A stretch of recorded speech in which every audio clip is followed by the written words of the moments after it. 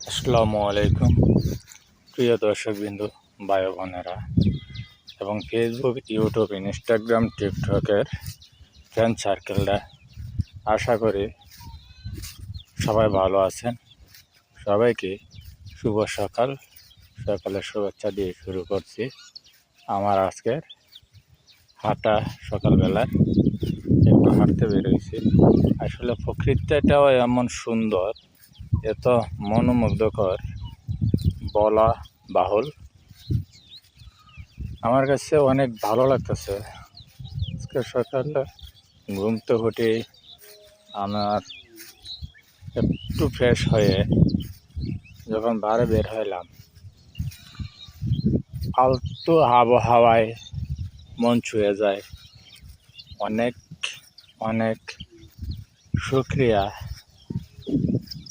আল্লাহ তাআলার অশেষ মেহেরবানিতে।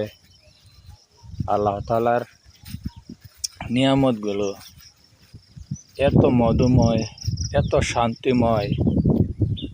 গ্রামে এই সুন্দর পরিবেশে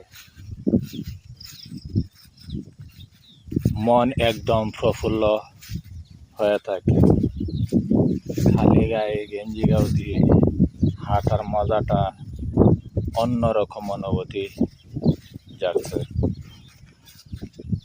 কি বলবো প্রিয় দর্শক এবং আমার ফ্রেন্ড সার্কেল, ভাই বন্ধু বোনেরা, যদি আজকে সকালটা আমার সাথে থাকতেন বুঝতে পারতেন সকালটা কত মধুময়, কত সুন্দর।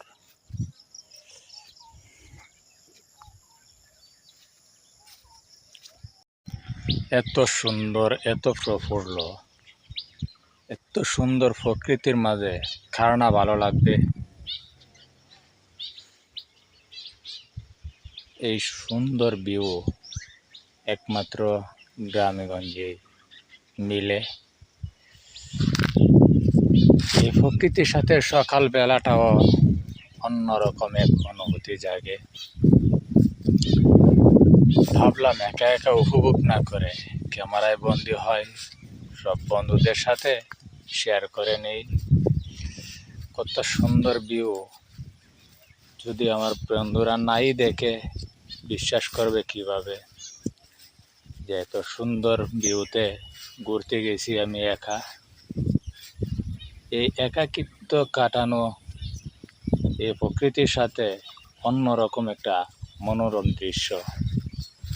অন্যরকম বাতাসে, একটু হালকা ঠান্ডা হাওয়ায় অনেক সুখ অনুভূতি করা যায়।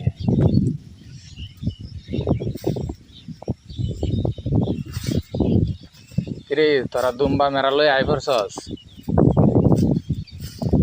দুইজন সঙ্গে হয়তো পাইছি, কিন্তু ওরা ফিরছি।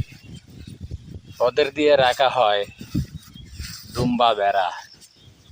এই প্রকৃতির মাঝে ওরাও প্রশান্ত সুখ বেড়া দুম্বার সাথে নিতে পারে।